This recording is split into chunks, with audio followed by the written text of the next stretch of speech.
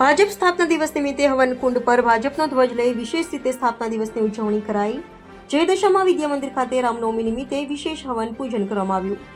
તારીખ 6/4/2025 રામનવમીના પાવન પર્વના અવસરે પ્રભુ શ્રી રામના પ્રાગટ્ય દિન નિમિત્તે જય દશામાં જય વિદ્યા મંદિરના પ્રમુખ મુકેશ ડામોર અને જિલ્લા સભ્ય સુમન ડામોર દ્વારા શાળા પ્રાંગણમાં હવન પૂજા વિધિ કરવામાં આવી। તેમજ સાથે સાથે ભારતીય જનતા પાર્ટીના 45મા સ્થાપના દિવસે હવનકુંડ પાસે ભાજપનો ધ્વજ સાથે રાખી વિશેષ રીતે ઉજવણી કરાઈ હતી।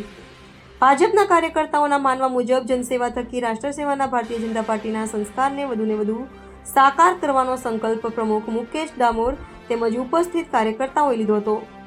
ભારત ભૂમિના પ્રાણપુરુષ અનંત ગુણ વૈભવના સ્વામી એવા ભગવાન શ્રી રામની કૃપા સૌ ઉપર સદૈવ બની રહે અને સૌના જીવનમાં સુખ શાંતિ સમૃદ્ધિ સંયમ અને વિવેક લાવે તેવી કામના હવનકુંડ પર બેસી કરવામાં આવી હતી।